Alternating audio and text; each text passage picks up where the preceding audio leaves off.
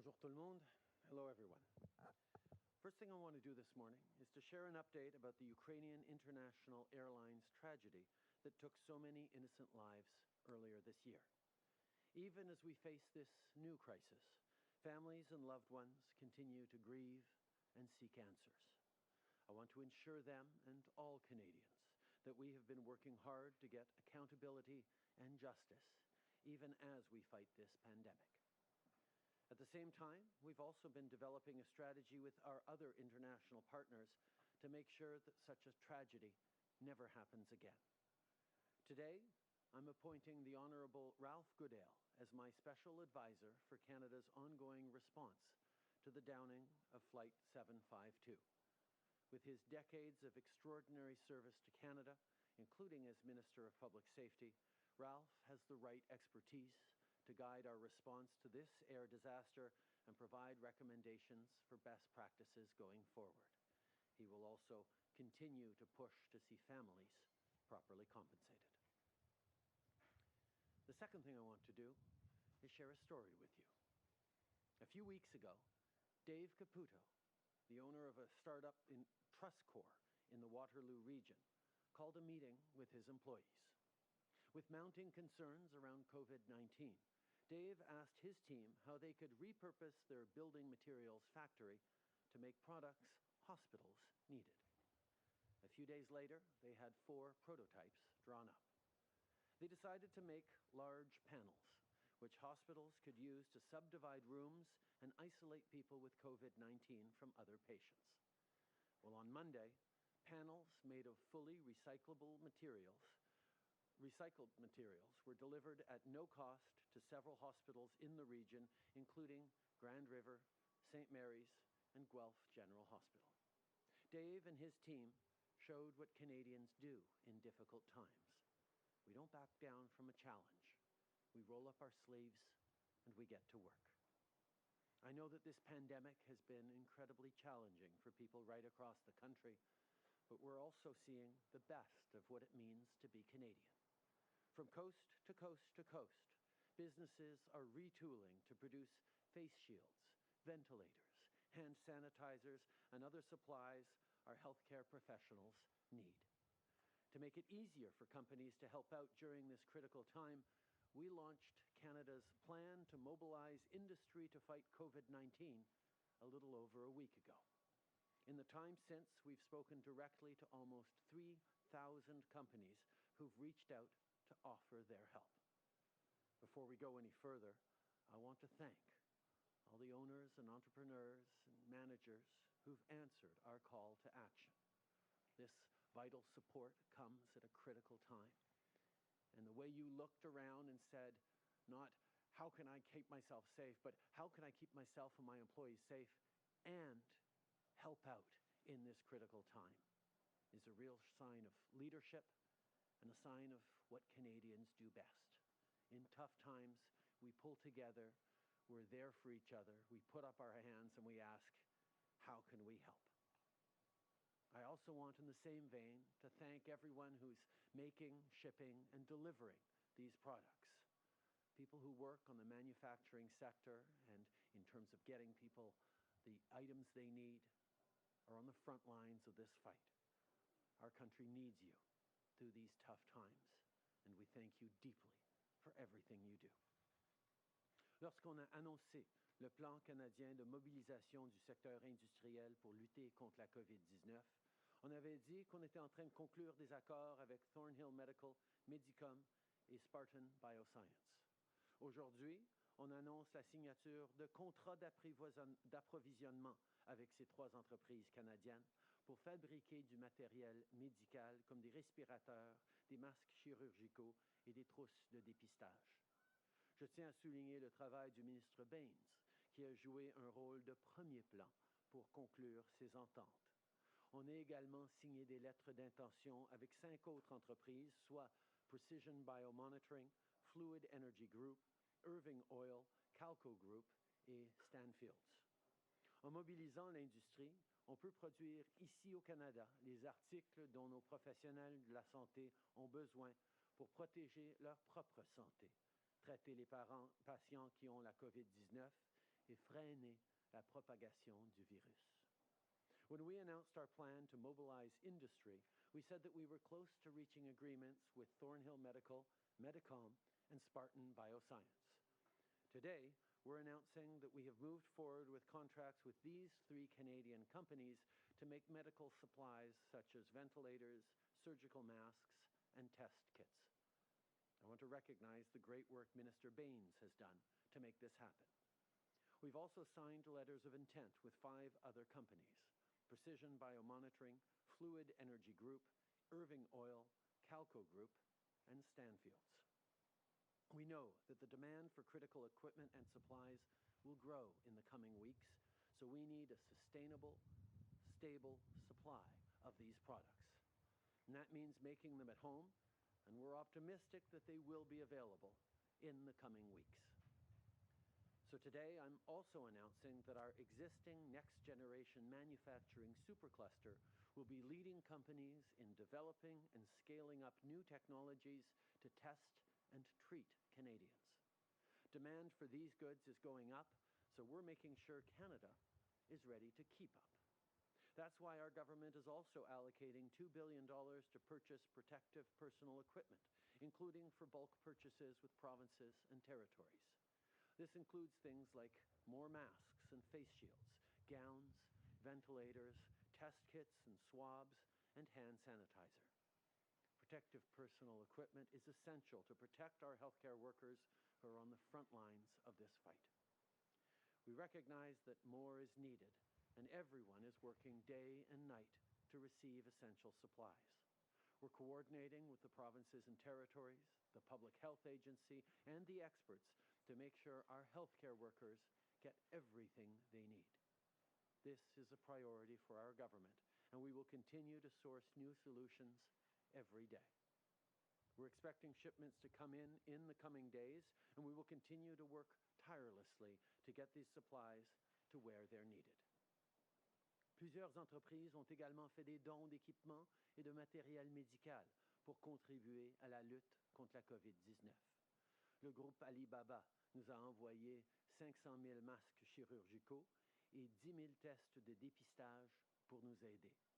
Le groupe COVID-19 Medical Support, un organisme qui rassemble des professionnels de la santé, des ingénieurs, des entrepreneurs et des représentants d'organismes à but non lucratif, travaille avec plusieurs entreprises pour fournir du matériel médical. Jusqu'ici, ils ont obtenu un engagement de la part de Bombardier, de 3M et de Medtronic pour fabriquer de l'équipement de protection personnelle. Et Toys R Us s'est engagé à fournir des moniteurs pour bébés aux hôpitaux canadiens pour favoriser une meilleure communication entre les patients et les professionnels de la santé. Ces moniteurs aideront aussi à réduire les déplacements inutiles dans les hôpitaux qui pourraient mettre les vies en danger. Je veux remercier les nombreuses entreprises qui ont fait un don pour leur générosité et leur leadership. Vous faites votre part et tous les Canadiens devront suivre votre exemple.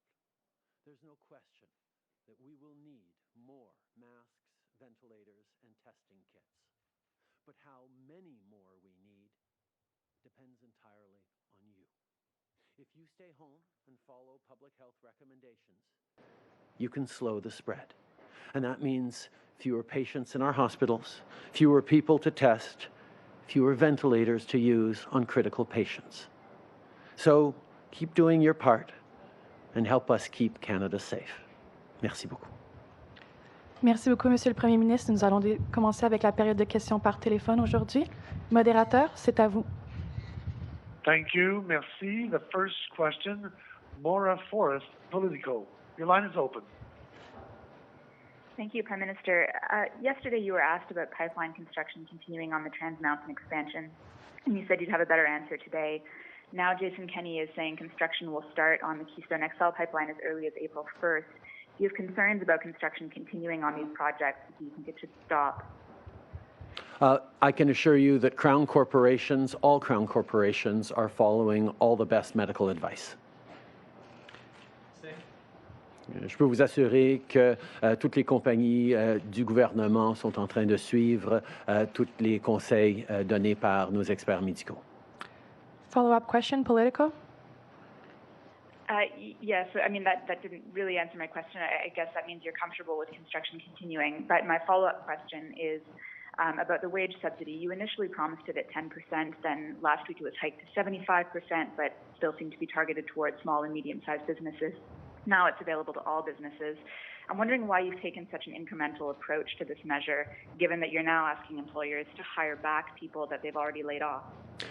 This situation has been evolving rapidly, as we all know. We're putting in place unprecedented measures to respond to the needs that people are expressing on how we're going to be able to get through this together, how we're going to be able to stay home, self-isolate, not go into work, and yet still be able to pick up our economy when we're through this particular crisis.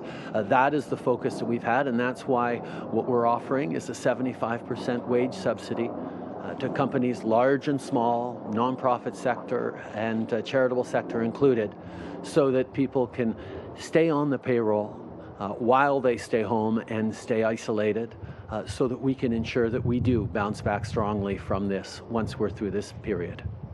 Merci. Prochaine question. Thank you. Merci. Next question, Mike Mansfield, the Canadian Press. The line is open. Good morning, Prime Minister. You talked about shipments coming in the coming days and the fact that more will be needed, obviously. So I think what I'd like you to do is, can you walk us through your decision-making process around the cabinet table, how you decide how these scarce medical resources will be allocated in the near future? How precisely in detail do you decide what goes where? Thank you, Mike, for your question. It's a very good one, and I can tell you that we don't decide around the cabinet table. It is not politicians who decide how resources are allocated. We rely on experts, on medical officials, on coordination between medical officials in all different provinces to make the determination on where things are most needed, and we follow the direct advice of medical experts in terms of how to ensure that everyone, everywhere, has the equipment they need. Follow-up question? So what input? Yes. So what input then are you looking for from provinces and municipalities as they struggle with this? And does this ramp up of Canadian production, is this a reflection that this has to be a made in Canada solution? We can't rely on exports or imports from the United States, let's say? We continue to work very, very closely with the provinces to know exactly what the needs are, what the supplies are, where potential gaps might be appearing, depending on trend lines and different modeling. We are in constant communication to ensure that the resources needed in different parts of the country will get there exactly when they're needed. And on the second question, yes, on procurement, the entire world is trying to get its hands on the various equipment needed to fight this virus. That is why we know that it'll be important to be able to have made in Canada solutions. And I am incredibly, incredibly proud of Canadian companies, Canadian suppliers and manufacturers who are stepping up and saying, we want to help, we will help make ventilators, we will help make masks and gowns and all the things that we are going to need in the coming weeks. It has been a truly amazing and inspiring story to see how many factories and manufacturers are stepping up. In the meantime, we're continuing to work very hard on procurement solutions to get the items that we need for the coming weeks. Okay. Je suis d'abord extrêmement inspiré par ce que les manufacturiers et les compagnies canadiennes sont en train de faire. On reconnaît qu'il y a une grande demande à travers le monde pour ces équipements et ça va être important d'avoir des solutions faites au Canada qu'on va pouvoir assurer que nos propres besoins vont être couverts pour les semaines et les mois à venir. Et entre-temps, on est en train de travailler avec toutes les provinces pour regarder les niveaux de besoins, pour coordonner, pour s'assurer que l'équipement nécessaire va être là pour les compagnies et les endroits qui en ont besoin. Mais en même temps, on est en train de travailler pour amener des livraisons de cet équipement dans les jours à venir. Merci. Prochaine question, modérateur. Thank you. Merci. Prochaine question, Émilie Bergeron, agence QMI, à vous. Oui, bonjour, M. Trudeau. J'aimerais savoir quelle assurance avez-vous des entreprises, des nouvelles, là, les 5 nouvelles que vous annoncez, que le matériel va être produit à temps pour répondre aux besoins? On est en train d'essayer d'accélérer tous ces processus, mais on reconnaît que ça va prendre un peu de temps. On parle de probablement quelques semaines avant que ce matériel arrive de nos manufacturiers canadiens. C'est pour ça qu'on est en train de continuer d'accepter et de recevoir des envois de matériel de partout dans le monde. Suivi, Émilie. D'accord. Et concernant... Oui, merci. Et pour Medicom, qui va produire des masques N95, combien de masques sont prêts à l'heure actuelle ou seront prêts prochainement? Je n'ai pas cette information-là, mais je sais qu'il va y avoir une conférence de presse après celle-ci où ils vont avoir plus d'informations sur l'approvisionnement. Merci beaucoup, modérateur. Dernière question. Thank you. Merci. Prochaine question, Marie Vastel, Le Devoir, à vous.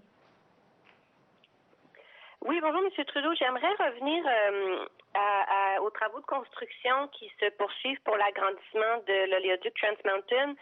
Vous dites que vous suivez l'avis des experts médicaux, soit, mais il y a des communautés autochtones qui sont très inquiètes de voir les allers-retours de travailleurs dans leur région.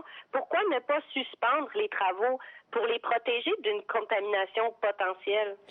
On comprend à quel point les communautés autochtones partout au pays sont vulnérables. C'est pour ça qu'on a pris des mesures spéciales à travers le pays pour assurer que la COVID-19 ne se répande pas dans ces communautés qui sont souvent sous déjà beaucoup de stress sur leur système médical ou sur le nombre de gens dans chaque habitation. Donc, nous savons qu'il y a toujours plus à faire. Par rapport aux travaux, je suis confiant qu'on est en train de prendre, que la compagnie est en train de prendre toutes les mesures nécessaires pour garder les gens en sécurité. OK. Puis ma question de suivi sur un autre sujet, sur la prestation canadienne d'urgence, est-ce que vous craignez qu'il y ait un effet dissuasif du fait que la PCU est d'un montant de 2 000 $ par mois? C'est plus généreux que quelqu'un qui travaille au salaire minimum. Est-ce que vous ne craignez pas cet effet dissuasif et que certaines personnes préfèrent réclamer la PCU plutôt que de continuer à travailler? Je comprends qu'on est dans un système extrêmement difficile où l'important, c'est de s'assurer que les gens peuvent s'isoler, peuvent prendre les décisions nécessaires pour se garder en sécurité, pour garder leur famille en sécurité. On reconnaît en même temps qu'il y a des emplois qui sont plus essentiels que d'autres et je suis confiant qu'en travaillant avec les provinces, en veillant à ce qu'on puisse s'assurer que ce qui a besoin d'être fait continue d'être fait, tout en s'assurant que les Canadiens ont l'argent nécessaire pour pouvoir continuer de payer leur loyer, continuer de pouvoir faire leur épicerie. Ça va être quelque chose qu'on va continuer de travailler ensemble. Okay. We recognize that people need money to be able to stay home and pay their rents and be able to buy groceries. This is a situation that is unprecedented, and it was really important for us to get money into people's pockets quickly. We recognize that there are going to be challenges around certain essential services, and we're going to work with provinces, and we're going to encourage people to find solutions that will allow people to stay safe while they continue to do the job they need to do. Prime Minister, I'm wondering, you've talked a lot, and your cabinet ministers have talked a lot about there being enough protective gear for healthcare workers, but we're hearing from healthcare workers that they're being rationed and that they're concerned, that they're afraid to go into work. How do you explain that difference, I guess, between their perspective and the government's? I think one of the issues that we're facing with is we're looking at a number of different models where worst case scenarios are fairly dire, but the expected track is reasonable and something we think we're going to be able to manage. I think healthcare workers and everyone needs to keep in mind what the potential worst case scenarios are, and that's why it continues to be so important, not just for us to prepare for every eventuality and be very careful and responsible about how we use the equipment we have, but also impress upon Canadians how important it is that the decisions you make today, whether you go out and how you go out if you do go out, will have a direct impact on the need that healthcare professionals will be facing a week from now, 10 days from now. That's why it is so important for everyone to keep pressure off our healthcare system by staying home, by making sure that you're making smart choices to keep us all safe. Pour faire un peu un suivi, M. Trudeau, bonjour, Christian Noël de Radio-Canada. Pour faire un suivi à la question de Ryan, on a des infirmières qui nous disent les hôpitaux leur demandent de prendre les masques, de les emmener à la maison, de les laver et de les réutiliser le lendemain. Est-ce qu'on est rendu dans une pénurie si grave que les infirmières et les travailleurs de la santé doivent se mettre en danger comme ça? Je pense qu'on est dans un moment où nous devons être prêts pour toute éventualité. Je pense que c'est responsable qu'on regarde des façons de d'étendre et d'assurer qu'on a un bon approvisionnement de matériel pour les scénarios potentiels dans les jours à venir. Mais je peux vous assurer qu'on est en train de travailler jour et nuit pour prendre livraison d'autres équipements. On est en train de travailler avec nos compagnies canadiennes pour en produire et on est en train, encore une fois, de rappeler aux Canadiens que les choix qu'on fait aujourd'hui sur si on reste à la maison ou si on sort dehors, va avoir un impact direct dans l'achalandage, dans les besoins de notre système de santé dans une semaine, dans 10 jours. C'est pour ça que tout le monde doit faire sa part. Okay. I think it's extremely important for everyone to do their part in staying home, in making sure that a week from now, 10 days from now, we aren't overwhelmed in our healthcare system. We are looking at a range of models that could lead to different outcomes. We're, of course, preparing for the worst case scenarios, but working towards and certainly hoping for a best case scenario. But that entirely depends on citizens being responsible in their choices. As for decisions made by medical professionals on managing the supplies that they have, I can only salute them for the work that they're working so hard and the decisions they're making to keep us all safe as a country and to keep themselves safe so they can keep keeping us safe. Au niveau international, il y a une mini-guerre qui se livre présentement pour l'achat d'équipements médicaux. À quel point ça vous préoccupe que le Canada va se ramasser avec une certaine pénurie? À quel point ça vous préoccupe? Je pense qu'il y a bien des choses qui doivent nous préoccuper dans cette situation. Moi, la santé des Canadiens est d'abord et avant tout ma préoccupation. Et à l'intérieur de ça, évidemment, la santé de nos travailleurs dans le système de santé qui sont là en train de nous garder en sécurité. On est en train de travailler avec nos ambassades à l'international pour assurer l'approvisionnement d'autres matériels. On s'attend à en recevoir dans les jours à venir aussi. On va continuer d'être présent pour accepter livraison au Canada, mais c'est pour ça, en même temps, c'est tellement important de créer une industrie qui va créer ces mesures-là, cet équipement-là ici à la maison, qu'on ait des chaînes d'approvisionnement entièrement au Canada. Et c'est exactement ce qu'on est en train de faire. Et je veux remercier encore une fois les manufacturiers et les entreprises qui ont pu adapter leur production et commencer à créer cet équipement si nécessaire pour le Canada et pour partout dans le monde. Bush, please. We are, of course, working hard to make sure that we receive shipments of needed supplies in the coming days. And I can assure you that our embassy staff around the world is strongly engaged in exactly that. But that's also why it is so important that we have made in Canada supply chains to provide us with this essential equipment for the coming weeks, for the coming months. And that's why I am so pleased to be able to thank the manufacturers and producers across this country who've switched their production over to making this necessary medical equipment, because it will ensure that we have solutions in Canada that will cover our needs. Good morning, Prime Minister. Olivia Stepanovich, CBC News. The Americans are said to be most aggressively scooping up personal protective equipment on the international market. I'm wondering if you've found that to be the case, and if so, if you have prevailed upon President Trump to work together to come up with a common North American strategy so you can quickly ship ventilators and other personal protective equipment across the continent to priority areas. We are working very hard to ensure that Canada receives the equipment that we need, both in the short term and in the medium term, creates production facilities to ensure that we can cover our needs.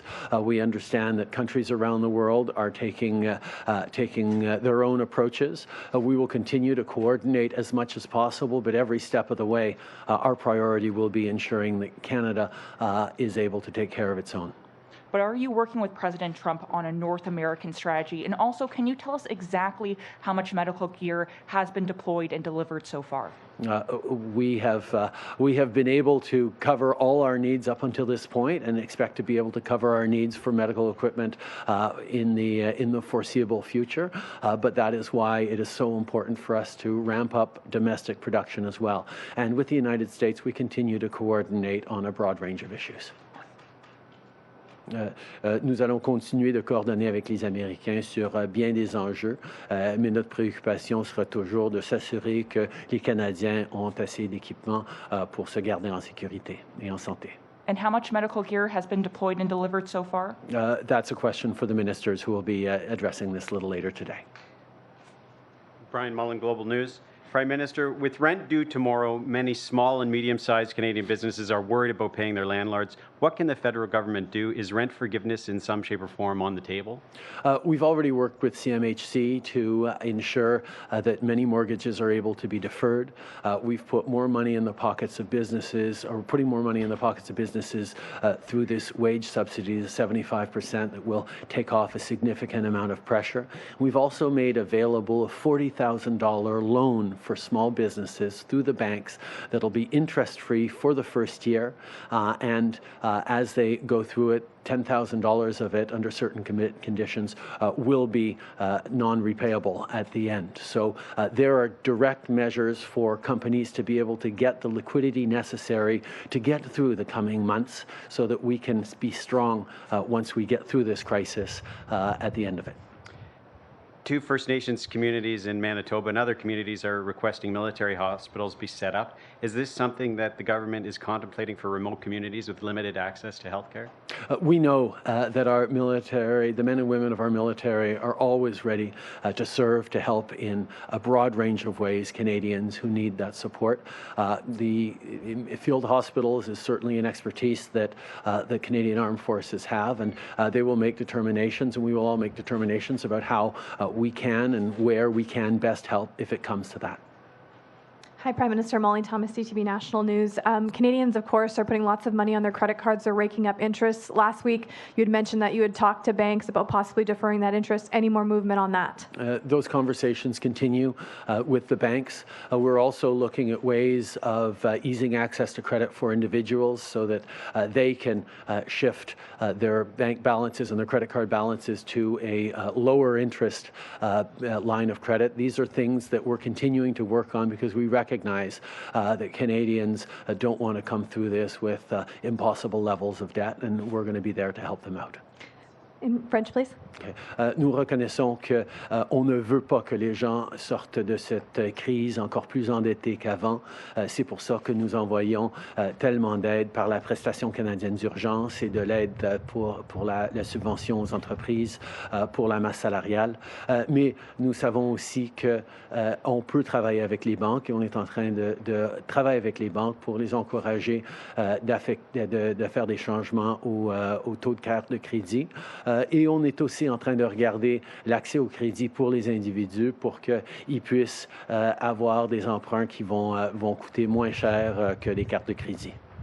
So we're seeing reports that after more than a year, China is going to allow Canadian exports of canola. Can you confirm that? And is this a thaw in relations between the two countries?